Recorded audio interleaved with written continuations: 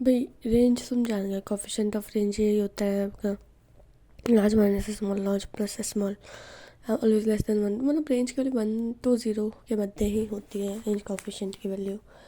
Comparison जब दो चीज़ों की तुलना हो तो कोफिशिएंट का क्या काम है? काम ही नहीं है। तो कोफिशिएंट यूनिट फ्री होता है रेंज का। रेंज जैसे ये दे रखा है, इसमें highest value minimum value minus कर दो, ये रेंज आ गई। रेंज कोफिशिएंट चाहिए तो डिवाइड कर दो, माइनस में आ सकता है बिल्कुल। तो अगर कम होगा तो उतना ही डेटा अच्छा होगा, मतलब जितना रेंज कोफिशिएंट कम है डेटा उतना अच्छा है। नियर अबाउट 0 डेटा अच्छा होता है, क्योंकि जितना ज़्यादा कम हो जाए, जैसे अगर मान लो एक डेटा 0.1 है, 0.8 है, तो ये वाला डेटा ज़्यादा अच्छा होगा। उसके बाद इस टाइप से आपको डिस्क्रीट में भी दे सकते हैं रेंज, तो घबराना नहीं है। अब उसके बाद ये हो गया था आपका, ये आप निकाल सकते हो कोफिशिएंट, जैसे 12 - 2 लास्ट माइनस मिनिमम कर सकते हो। कंटिन्यूस में ये लोएस्ट है, मिनिमम में रेंज निकाल लो। ठीक है। अब आपका डिस्पर्जन का ऐसा कौन सा मान है जिसमें फ्रिक्वेंसी काम नहीं आती है? भाई रेंज में फ्रिक्वेंसी का क्या काम है? एक्सट्रीम वैल्यू, बाहरी मानों का कोई प्रभाव अब पड़ेगा, मतलब कि सर्वाधिक अफेक्टेड रहते हैं बाहरी मूल्यों से। ठीक है। क्वार्टाइल विचलन जिसको बोलते हैं चतुर्थक, डेटा को 4 भाग में डिवाइड करेगा। ठीक है। रस्सी को कितनी जगह से काटा जाए कि 4 भाग हो जाए, जो ये रिप्रेजेंट करे, भाग को रिप्रेजेंट करे कि मुझे कितने भाग चाहिए तो कितने टुकड़े करूँ, कितनी जगह से काटूँ। ठीक है। तो ये 3 जगह से काटा तब जाके 4 भाग होंगे। तो 2 पार्ट चाहिए, 2 पार्ट चाहिए तो 1 जगह से काटेंगे तो हमेशा एक कम होता है। 3 पार्ट चाहिए तो 2 जगह से काटना पड़ेगा, 5 पार्ट चाहिए तो 4 जगह से काटना पड़ेगा, 6 पार्ट चाहिए तो 5 जगह से काटना पड़ेगा। तो जितना पार्ट चाहिए, पहले पार्ट लिखो, पार्ट हमेशा ज़्यादा, और काटा बाद में। ठीक है। 3 है तो 2, 4 है तो 3। अब जैसे यहाँ पे Q1 Q2 Q3, ये 25% डिवाइड होता है सब में। ठीक है। अब 50% डेटा पे ही वर्क होता है, क्वाड्रेंट जो बीच है ना Q1 Q3, इस पे वर्क नहीं होता। ये क्या है, लिमिटेशन है। क्वार्टर डेविएशन होता है Q3 - Q1/2, ये क्वार्टर डेविएशन का फॉर्मूला है। तो ठीक क्वार्टर बोलते हैं इसको, फर्स्ट क्वार्टर बोलेंगे फर्स्ट को। इंटर क्वार्टर IQR क्या होता है? IQR is the difference between Q3 - Q1। Quarter deviation तो Q3 - Q1/2 होता है, जबकि IQR क्या होता है? Q3 - Q1। क्वार्टर की रेंज क्या होगी? सीधी सी बात है कि जो QD है, क्वार्टर डेविएशन है, इक्वल्स टू क्या है? IQR। IQR का हाफ है। IQR पूछ रहा था 2QD है, डायरेक्ट फॉर्मूला पूछता है, इस पर क्वेश्चन आया था पिछली बार, IQR बराबर 2QD। फिर ये समझे कितना गुना क्या है, तो देख लो। कोफिशिएंट ऑफ क्वार्टरली डेविएशन क्या था कि ऊपर माइनस आएगा, नीचे प्लस आएगा, Q3 - Q1/Q3 + Q1। उसके बाद क्या है नेक्स्ट, कि व्यक्तिगत श्रेणी में कैसे निकालेंगे? भाई इसको सेंटर मान लो, माध्यिका, सेंटर माध्यिका के बराबर आता है बेसिकली। तो Q2 कैसे निकालेंगे? भाई जितने भी टोटल नंबर है, मतलब टुकड़े। ठीक है।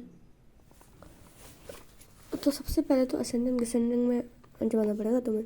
फिर Q2 बराबर 1/2n+1, और ये सिर्फ नंबर बताएगा और कुछ नहीं बताएगा। ये Q1 Q3 क्या ले, ये आपको स्थान बता रहा है, पोजीशन बता रहा है। 10 टुकड़े चाहिए मुझे, तो पार्ट कितने पड़ेंगे? 9। 10 भाग चाहिए तो 9 टुकड़े। शतक इस तरह से करो, 100 भाग चाहिए तो 99 बिंदु। ऑक्टेल चाहिए तो ये पॉइंट। और फॉर्मूला देखो, उसमें कोई बात नहीं। मैं चतुर्थक की बात कर रही हूँ तो नीचे हमेशा 4 से डिवाइड होगा। ठीक है। पंचम की बात करें नीचे 5 से डिवाइड होता। शतम की बात करते तो नीचे 100 से डिवाइड होता। अभी सीक्वेंस में चलते हैं, 1 2 3, जो नीचे दे रखा है आपको 3 है तो 2 है, 2 है, 1 है तो 1 है। फिर साइड में क्या रहता है? n+1, n+1 और n+1। फिर यहाँ पे है बिंदु नंबरिंग अपॉन टोटल भाग। ठीक है। परसेंटाइल का भी सेम वे में। अब जो मिडिल पॉइंट होता है वही मीडियन होता है, ये बात याद रख लो। मतलब जिसमें हाफ n+1 आ जाए वही मीडियन है। तो यहाँ पे सबसे पहले डेटा दे रखा तो अरेंज करना पड़ेगा असेंडिंग में। अरेंज कर दिया Q1 Q2 Q3 निकालने के लिए आपको पोजीशन निकालनी पड़ेगी। 2.5 पोजीशन है तो भैया 2 एंड 3 को प्लस करके ही इसके डेटा को प्लस करके निकाल लो इस तरह से। 5 position second and third by 2, तो ये 7 बाई 8 बाई 2। मीन डेविएशन का डायरेक्ट फॉर्मूला ही होता है 1 बाई एन एक्स माइनस ए का समीशन, ए जो भी है आपका mean mode median what ever चाहिए तो निकाल ही लो। सुई वोल्टेज राशियों की संख्या। कोफिशिएंट ऑफ मीन डेविएशन क्या होता है, माध्य विचलन बराबर ए, ये कोफिशिएंट ऑफ होता है। मध्य विचलन तो निकाल लो जो भी तुम्हारा मध्य विचलन है। और जैसे अगर ए एम के थ्रू निकाल रहे हो तो ए एम नीचे है, जे एम के थ्रू निकाल रहे हो तो जे एम नीचे, एच एम के थ्रू निकाल रहे हो तो एच एम डिवाइड होगा, जिसके सापेक्ष विचलन निकालेंगे। सीधा फॉर्मूला ये कोफिशिएंट निकालते जाओ। स्टैंडर्ड डेविएशन किसको बोलते हैं भाई, कंबाइन में फॉर्म में एक फॉर्मूला तो ये होता है देखो, जैसे N1 N2 तो ये है कि इतने नंबर है इसमें इतने नंबर है, ठीक है। और x1 आपको दे रखा है n मतलब x1 x2 मतलब जो भी आपके रखा है। सिग्मा 1 सिग्मा 2 स्टैंडर्ड डेविएशन दे रखा है आपको कम। और डी बेसिकली होता है डेविएशन, डी मतलब होता है deviation x minus x1 x और कंबाइंड स्टैंडर्ड डेविएशन निकालना ना कोई दिक्कत वाली बात नहीं है, क्योंकि आप क्या करोगे वही सेम फॉर्मूला जो हमने कंबाइंड मील में निकाला था। N1 N2 तो आएगा अपॉन में N1 प्लस N2 है, ब्रैकेट में आएगा वो, दैट इज़ इम्पॉर्टेंट। ब्रैकेट में कुछ नहीं है, सिग्मा 1 का स्क्वायर स्टैंडर्ड डेविएशन का स्क्वायर प्लस मीन डेविएशन का स्क्वायर, है ना। ऐसे N2 के साथ ये मल्टीप्लाई होगा, सिग्मा डेविएशन का स्क्वायर प्लस मीन डेविएशन का square. Coefficient of variance C V क्या होता है, सी वी होता है आपका sigma upon x bar multiply 100। Coefficient of variance क्या होता है, सिग्मा अपॉन स्टैंडर्ड डेविएशन तो ऊपर आएगा नीचे आएगा मीन डेविएशन मल्टीप्लाई 100, इसी को बोलते हैं कोफिशिएंट ऑफ वेरिएशन। तो जिन संख्या के लिए सी वी की वैल्यू कम आएगी इसका मतलब डेटा बहुत स्टेबल है, सी वी की वैल्यू ज़्यादा नहीं मतलब डेटा अनस्टेबल है, ठीक है। फिर यहाँ पे है ए और बी दे रखा है, x1 x2 सिग्मा 1 सिग्मा 2 दे रखा है, सी वी दे रखे हैं, निकालने दोनों के सी वी निकाल लो भाई। क्या हो जाएगा, sigma upon x1 multiply coefficient of variance multiply करना पड़ता है, सो सही है, चीज़ याद रख लो।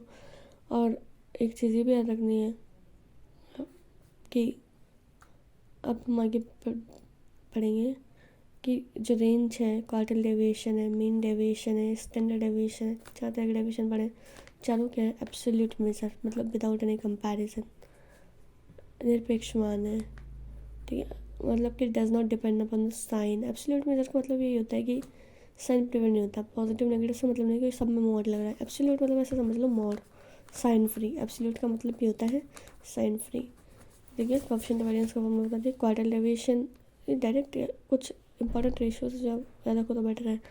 तो Q बराबर से 2 3 आएगा, Q 2 3 ST, ठीक है। मेन डेविएशन निकाल रहे हो 4 5 पे चलेगा, सबसे पहले आएगा Q मीन, ऐसा रख लो कमीना, ठीक है।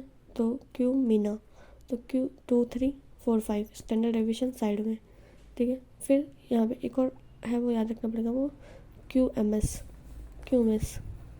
ना, संगीता को नहीं तो बोलता सर QMS, इसमें फॉर्मूला पीछे लगेगा मतलब 4 5 एंड 6, समझ आ गया। रेंज क्या है 6 SD 9 QD and 15/2 MB, right. अब एक और चीज़ याद रखो, रेंज निकालना है ना तो स्टैंडर्ड डेविएशन की तो 6 होती है, क्वार्टल ये सब छोड़ो। फिर यहाँ पे अगर SD 5 दे रखा है आपको, QD निकाल सकता है वो क्यों, मुझे पता है standard deviation quartile deviation ratio क्या है, क्वार्टल डेविएशन कितना 2/3 SD, IQR फॉर्मूला निकल के कर सकते हैं। जो आपके ये जितने भी डिस्पर्जन वाले फॉर्मूले थे, जितने भी आपके सेंट्रल टेंडेंसी वाले, उसमें तो स्केल से भी पढ़ता है ऑरिजिन से भी पढ़ जाएगा, लेकिन जो आपका अभी हम डिस्पर्जन की माप पढ़ रहे हैं तो डिस्पर्जन वाले में क्या होता है, जितने डेविएशंस वाले हैं इनमें चक्कर ये पड़ता है कि भले ही ये स्केल से प्रभावित इतने नहीं होते, लेकिन ये किससे प्रभाव पड़ेगा इसमें, कोफिशिएंट ऑफ वेरिएंस की बात कर रहे हैं यहाँ पे। तो जो कोफिशिएंट ऑफ वेरिएंस है, बेसिकली कोफिशिएंट वेरिएंस की बात हो रही है, इस पर ऑरिजिन से प्रभाव पड़ेगा CV में, कहाँ से ओरिजिन है, स्केल से कोई प्रभाव नहीं पड़ेगा CV के अंदर इतना कोई खास।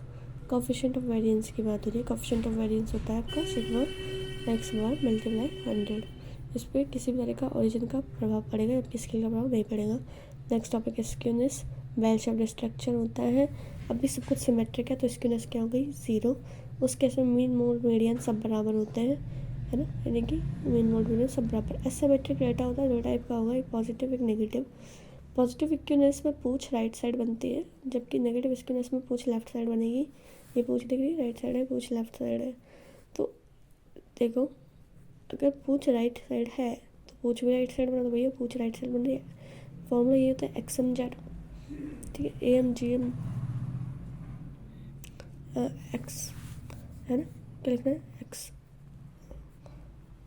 XMZ, यही चलेगा रेशो। तो अब पूछ राइट साइड है तो राइट साइड पूछ बना दो, जब लेफ्ट साइड बोले तो लेफ्ट साइड पूछ बना दो, सीधी सी बात है। ये स्क्यूनेस नेगेटिव है पॉजिटिव है।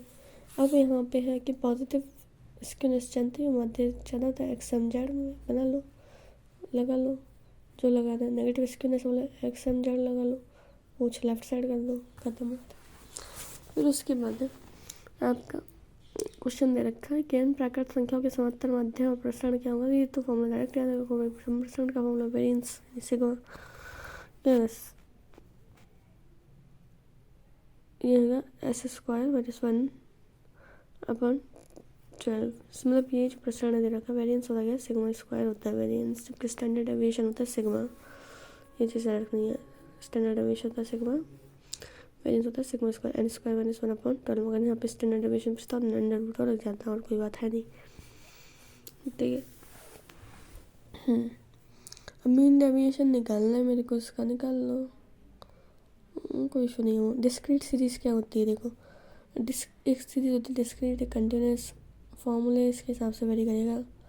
मीन डेविएशन ये है, कोफिशिएंट ऑफ मीन डेविएशन जो है बार एवरेज निकालो। स्टैंडर्ड डेविएशन क्या होता है, ये मीन डेविएशन कुछ नहीं होता भाई। मीन डेविएशन तुम जानते हो क्या होता है, सबका समेशंस ले लो, डिवाइड कर दो n से, और कोफिशिएंट ऑफ मीन डेविएशन होगा उसमें एवरेज का भाग लगा दो, ठीक है, और कुछ लगाने की जरूरत नहीं है, बस एवरेज का भाग लगा दो। यही कोफिशिएंट ऑफ 100 से मल्टीप्लाई करने की जरूरत नहीं मीन डेविएशन में, सीधा मीन डेविएशन बाय x बार।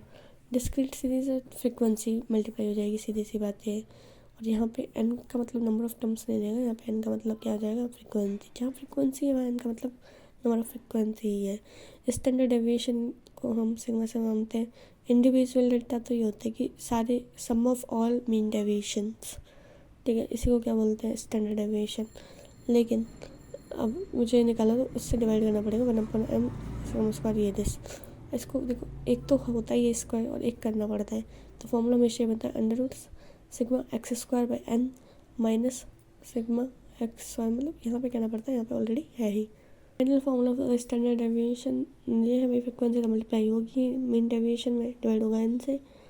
n की वैल्यू ये है, x की वैल्यू क्या होगी, फिर फ्रिक्वेंसी फिर उसी हिसाब से निकालनी पड़ेगी, इस हिसाब से सीरीज है फ्रिक्वेंसी x/f, ठीक है, फ्रिक्वेंसी डिवाइड होगी, ठीक है। इससे कंफ्यूज नहीं होना, फॉर्मूले इस टाइप से भी पूछ लेते हैं 2-3 फॉर्मूले, तो फ्रिक्वेंसी इसमें मल्टीप्लाई कर दो भाई, इसमें नहीं, यही तो नहीं, कोई बात नहीं, ये भी स्टैंडर्ड फॉर्मूला है कि सबको मीन डेविएशन लेके स्क्वायर कर दिया, लिखने की ज़रूरत नहीं है, यहाँ शो करना पड़ता है। इंडिविजुअल सीरीज़ है, ये क्या है, क्या निकाल दो formula. Coefficient of standard deviation क्या होता है याद रखना है, इसमें कंफ्यूज नहीं हो रहा। अभी इसी में अगर मल्टीप्लाई में 100 कर दो तो क्या हो जाएगा, कोफिशिएंट ऑफ वेरिएंस। लेकिन अगर इसमें मल्टीप्लाई 100 नहीं कर रहे हैं तो इस क्या बनेगा, कोफिशिएंट ऑफ स्टैंडर्ड डेविएशन, ये चीज़ याद रखनी है, ठीक है। और कोफिशिएंट ऑफ वेरिएंस है which is depend on the origin but independent of scale.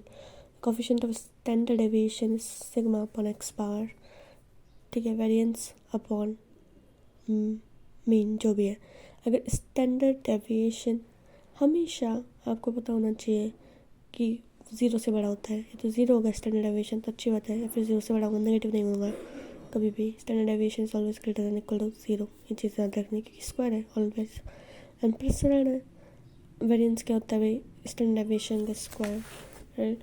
Next है आपका स्टैंडर्ड डेविएशन पे ओरिजिन का प्रभाव नहीं पड़ता, लेकिन स्केल का प्रभाव पड़ता है। उल्टा है, कोएफिशिएंट ऑफ वेरिएंस का जहाँ करोगे तो वो स्केल का प्रभाव नहीं पड़ता, ओरिजिन का पड़ेगा। लेकिन स्टैंडर्ड डेविएशन पे ऐसे स्टैंडर्ड डेविएशन ऐसे स्केल का प्रभाव पड़ेगा ही पड़ेगा, ओरिजिन का इतना प्रभाव नहीं पड़ता। ठीक है, जितने भी तुमने मेजर ऑफ सेंट्रल टेंडेंसी पढ़ी थी है ना, उन सब में ओरिजिन का प्रभाव पड़ रहा था। तो इसके लिए बोल रहा होगा, आपको ध्यान नहीं है। Measure of dispersion depend scale only, measure of dispersion इस पर डिपेंड करता है स्केल। जैसे मान लो 5 संख्याओं का प्रमाण विचलन स्टैंडर्ड डेविएशन 8 है, तो फिर क्या होगा, जो डेटा है उसमें भी 8 से मल्टीप्लाई हो जाएगा।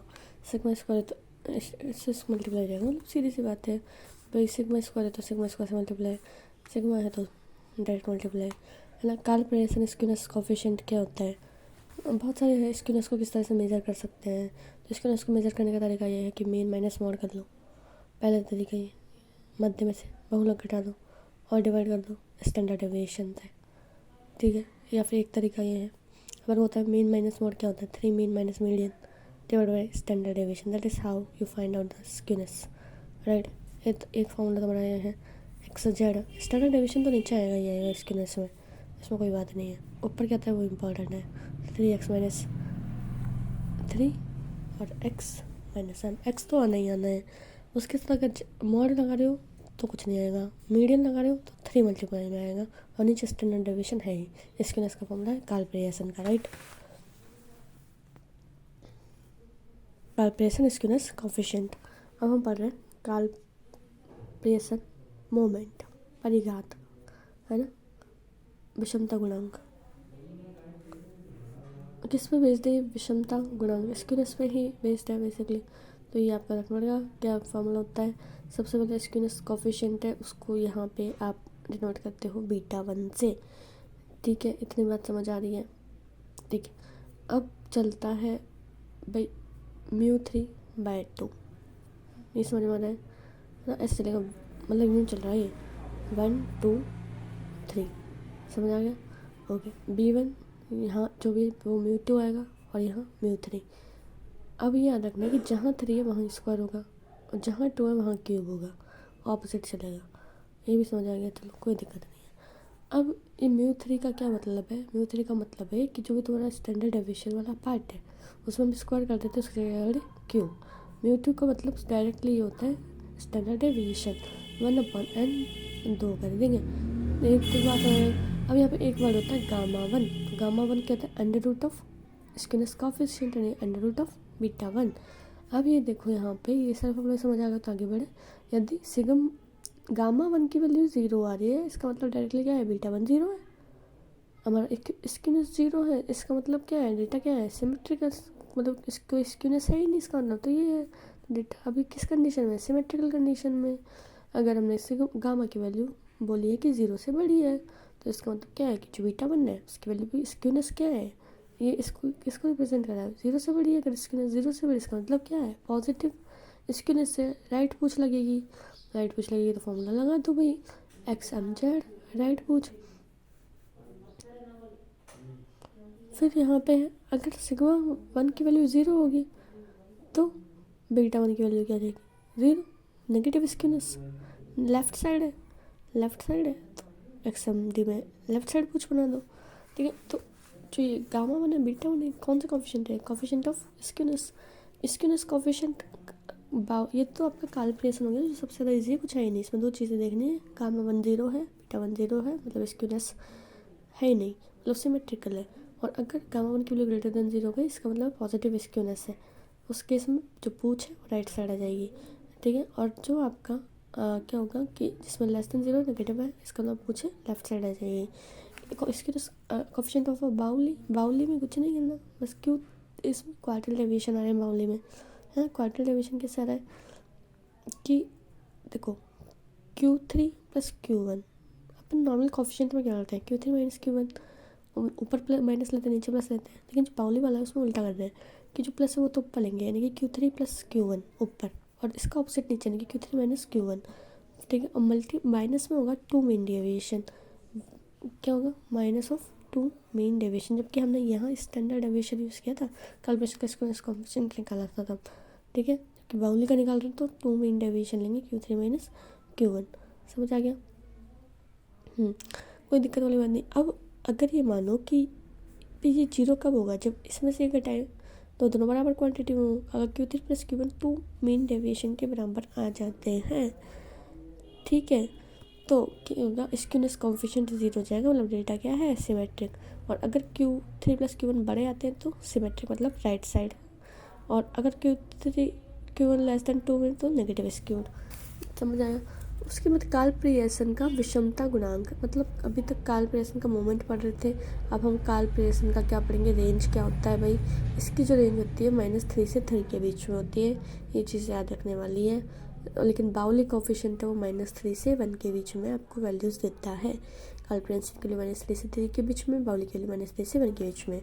और प्रस्थुशीर्षत्व कुर्टोस में इसको बोलते हैं, इससे पिछले साल क्वेश्चन आया है। इन्फॉर्मेशन ऑफ पीकनेस एंड फ्लैटनेस, कहाँ पे पीक हो रहा है, कहाँ पे फ्लैट हो रहा है, कहाँ पे नुकीला हो रहा है, कहाँ पे चपटा हो रहा है। अब ये देखो 3 टाइप के ग्राफ बनते हैं। ये चपटा सा दिख रहा है, ये सबसे पीक दिख रहा है। अब पीक है तो लैप्टोकुर्टिक बोलेंगे, सब लैप्टो ज़्यादा लपट रहा है, ज़्यादा ऊँचा हो रहा है। मीसो मतलब बीच का है, प्लेटो मतलब प्लेट हो रहा है। सीधी सी बात है, लैप्टो मीसो एंड प्लेटो। अब यहाँ पे आपको अब देखना है कुर्टोस का फॉर्मूला क्या होता है। अभी हमने काल प्रियसन का फॉर्मूला पढ़ गए थे β1, तो β1 बेसिकली क्या होता है, तुम्हारा μ3² / μ2 का क्यूब, राइट। अब यहाँ पे हमें क्या लेना है, 2 है, वहाँ तो 1 2 3 हो गया। यहाँ पे ऐसा नहीं होगा, यहाँ पे होगा क्या, 2 मल्टीप्लाई किया 4 होगा, इस तरीके से। तो याद रखना पड़ेगा β2 बराबर μ4/μ2। ऊपर कोई भी स्क्वायर नहीं है, सिंपल, और नीचे डिग्री 2 है, ठीक है, क्योंकि 2 की डिग्री 2 हुई तभी तो ऊपर जाके 4 हुआ, ऐसे याद रख लो। फिर μ4 यहाँ पे क्या है, 4th सेंट्रल मोमेंट, एंड μ2 क्या है, 2nd सेंट्रल मोमेंट, ठीक है। अब ये कैसे होगा भाई, μ4 की वैल्यू तुम जानते हो, μ2 की वैल्यू जानते हो, μ2 मीडियन दिख रहा है मेरे को। फिर यहाँ पे क्या है आपका भाई, आपको पता है कि ये चीज़ याद रखनी है कि यहाँ पे जो γ2 है, सिगम γ1 क्या था, √β1, जबकि γ2 क्या होगा, β2 -3। ये चीज़ भी याद रखनी पड़ेगी। जो γ2 है वो क्या होता है, β2 -3, β2 -3 कर ले, तो यहाँ पे होगा आपका β2 और γ2 कोफिशिएंट ऑफ कुर्टोस। जबकि आपका β1 और γ1 किसके कोफिशिएंट है, काल प्रियसन, और ये किसका है, कोफिशिएंट ऑफ कुर्टोसिस। लेकिन कोफिशिएंट ऑफ स्किन ऐसे कोफिशिएंट ऑफ कुर्टोसिस है। अब यहाँ पे β2 बराबर अगर 3 हो जाता है इन केस, ठीक है, हाँ, तो γ2 क्या हो जाएगा, 0। जिस केस में γ2 0 हुआ, मतलब क्या हो गया, बीच वाली स्थिति हो गई, ठीक है। और अगर β2 मान लो 3 से बड़ा हो गया है, यानी γ2 अगर 0 से बड़ा हो गया है, पीक पे चढ़ेगा, और अगर लेस हो गया है तो प्लेट बन जाएगा, लोएस्ट बन जाएगा। समझ आ गया? 3 इज़ अ मिड वैल्यू, मीसो। अगर 3 से बड़ा हो गया तो लैप्टो, 3 से छोटा हो गया तो प्लेटोकुर्टिक। सीधी सी बात। यहाँ बात हो रही है बीटा की, गामा बाद में। मेन फार्मूला ये है कुर्टोसिस के लिए, ये याद रखना ही पड़ेगा, कोई इशू नहीं है। γ2 बराबर क्या हो जाएगा आपका, β2 -3, राइट। उसके बाद है क्वेश्चन है मीसोक्रिटिक आपको गिवन, तो मीसोक्रिटिक नाम से ही समझ जाओ कि जो β2 है उसकी वैल्यू क्या दे रखी है, 3, राइट। फिर आगे की वैल्यू तो खुद निकाल लेना, म्यू पूछा या कुछ और पूछा है, you can find out yourself, right, because you know what is μ2. μ2 is a standard deviation, μ2 is a variance, simply you know μ2 is a variance। ये किसका फॉर्मूला होता है, वेरिएंस का फॉर्मूला है। वेरिएंस गिवन दे रखा हो या μ2 दे रखा हो, ठीक है, ये दोनों आपस में क्या है, सेम, ठीक है, कोई दिक्कत नहीं है। Presentation of data, histogram, frequency polygon, frequency curve और जिव कम्युलेटिव फ्रिक्वेंसी कर्व, 4 टाइप के हैं। हिस्टोग्राम में ये देखो, आयत बोलते हैं इसको बेसिकली, फ्रिक्वेंसी के टर्म्स में जो आयत बन जाते हैं ना। एक्स एक्सिस पे क्या होता है, इंटरवल, वाई एक्सिस पे फ्रिक्वेंसी होती है हमेशा। अंतराल में भी दे रखा हो कुछ, कोई फर्क नहीं पड़ रहा उससे। हिस्टोग्राम से मोड ज्ञात करते हैं, ये भी जान रखो, क्योंकि फ्रिक्वेंसी जहाँ गई मतलब वहाँ मोड की बात हो रही है। हिस्टोग्राम की हाइट और फ्रिक्वेंसी में प्रोपोर्शनल रिलेशन है, मतलब कि अगर हाइट बढ़ेगी तो फ्रिक्वेंसी बढ़ती जाएगी। क्वेश्चन में पूछ लेता है हिस्टोग्राम की हाइट और फ्रिक्वेंसी में बिल्कुल समान रिलेशन। फ्रिक्वेंसी पॉलीगॉन में एक ही सेम इंटरवल्स पे बात होती है ना, इंटरवल तो सेम होंगे ही। हिस्टोग्राम के जो ऊपरी मध्य बिंदु मिड पॉइंट्स लेते हैं, मेन चीज़ है। फ्रिक्वेंसी पॉलीगॉन में करते हैं मिड पॉइंट्स, और इन बिंदु को कैजुअल मिला रहे हैं, मतलब ऐसे नहीं किसी की जरूरत है मिला लो, पैमाने स्केल से मिला लो, तो इसको क्या बोलते हैं, आवृत्ति बहुभुज बोलेंगे फ्रिक्वेंसी पॉलीगॉन। फ्रिक्वेंसी कर्व ये है कि जिसमें कॉर्नर नहीं आता, जिसको आप फ्री हैंड से ड्रॉ कर देते हैं उसको कहते हैं कर्व, नो कॉर्नर।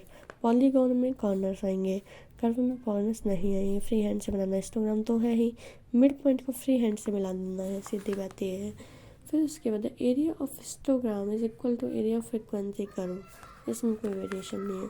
ओजिव के CF कम्युनेटिव फ्रिक्वेंसी कर्व जिसको बोलते हैं, इसमें ये हो सकता है कि आपको बोलते कि 10 से ज़्यादा फ्रिक्वेंसी है ना, एक होता है मोर देन, लेस देन।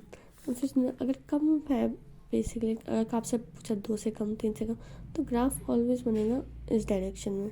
ज़्यादा दे रखा है तो ग्राफ उल्टा होता है, मतलब कम है तो ज़्यादा, ज़्यादा है तो कम, सीधी सी बात है। फिर दोनों पॉइंट्स जहाँ मिलते हैं वो पॉइंट होता है इंटरसेक्शन पॉइंट को हम क्या बोलते हैं, मीडियन। तो intersection of the more and less ogives is median, that is very very important. इसके बाद है representation of data by diagram. 1 dimension data 2 dimension हो सकता है, 3 डायग्राम हो सकता है, पिक्टोरियल, कार्टोग्राम, ये सब हो सकते हैं। अब 1 डायमेंशन में क्या है, 1 डायमेंशन सिंपल पैराग्राफ। 1 डायमेंशन में भी डबल पैराग्राफ हो सकते हैं। डबल पैराग्राफ का मतलब क्या है कि बार तो एक ही है लेकिन उसके पार्ट कितने, डबल, ठीक है, तो है ये 1D ही।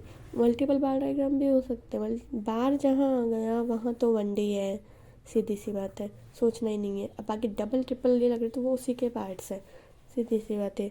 फिर यहाँ पे परसेंटेज डायग्राम दे रखा है, प्रतिशत चित्र, उसमें हाइट सेम होती है, हाइट में कोई अंतर नहीं, बस परसेंटेज में चेंजेस होते हैं, उसको बोलते हैं परसेंटेज डायग्राम। लाइन डायग्राम किसको बोलेंगे, मतलब कि जो डबल बारग्राफ होता है वो जैसे इतना आपको 2 चीज़ों में कंपैरिजन करना है, 2 फैक्टर्स है और 1 एक मतलब तुलना सिर्फ एक ही चीज़ की करनी है उत्पादन की, तो ये क्या क्या 1 डायमेंशन।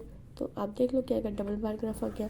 2D मतलब 2 वे तुलना, उत्पादन में, खपत में, है ना, तो एरिया में, लेंथ ब्रेथ में, जो भी है, तो उस टाइप का डायग्राम क्या 2D। पाई चार्ट भी 2D में आएगा।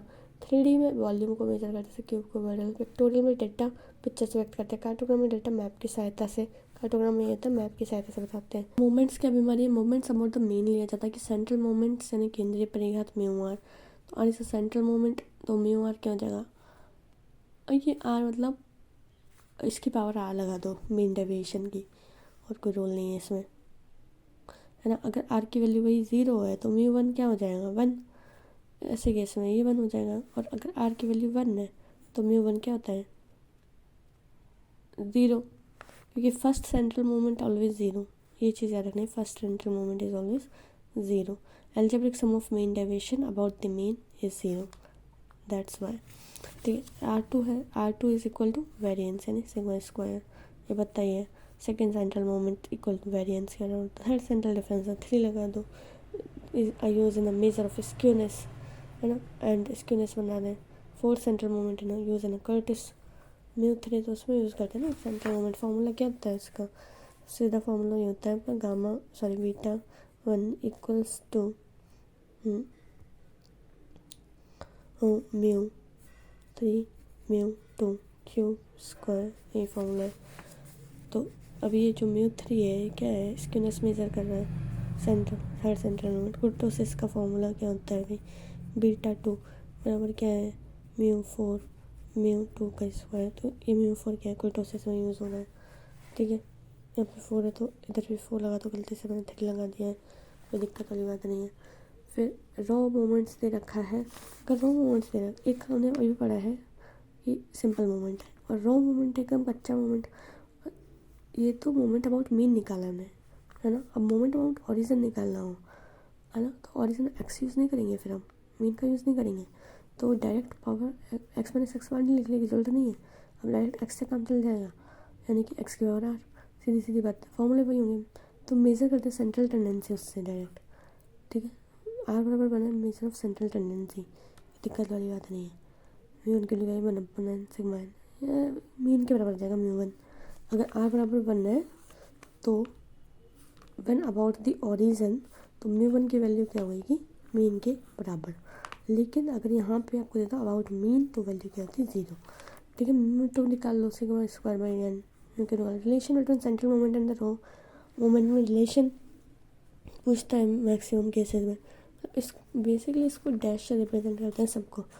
तो म्यू 2 निकालना है मेरे को, mu 2 regarding to the mean है, तो मेरे को ओरिजिन लगा दो ऐसे कैसे म्यू 2 डैश, कोई दिक्कत नहीं है, माइनस जो आपका ओरिजिन में म्यू 1 है वो आएगा और उसका स्क्वायर करना पड़ेगा क्योंकि इसको 2 बनाना है ना, अपने 2 बनाना है, ऐसे मान लो। तो डायरेक्ट फॉर्म होता है म्यू 2 निकालना है मुझे, second central moment regarding mean equals to mu 2, मतलब second central moment regarding origin minus mu 1 first central moment regarding origin square, right. And this is equal to mean, mean का क्या करना है square, and this is equals to ये सीधा सीधा पता है सिग्मा स्क्वायर बाई n। तो ये फॉर्मूला बन जाता है। ये तो नॉर्मल फॉर्मूला वेरिएंस का होता ही है, तुम्हें पता ही होता है, करना पड़ता है। तो ये फॉर्मूला हो गया सेंट्रल ओरिजिन है। ऐसे म्यू 3 में जाओगे कोई दिक्कत वाली बात नहीं, म्यू 3 लगा है ना, 3 2 1 डैश तो सब में आएगा, कोई दिक्कत वाली बात नहीं है। फिर अब यहाँ पे 1 3 ले लिया, 2 लेना पड़ेगा, है ना। तो म्यू 1 है उसके बराबर क्यूब करनी पड़ेगी, कर ले क्यूब 2, ये फॉर्मूला है, बीच में माइनस आएगा फिर प्लस प्लस, ठीक है। 4 में जाएंगे 4 का अलग से करेंगे। रिलेशनशिप से एक क्वेश्चन पूछ सकता है,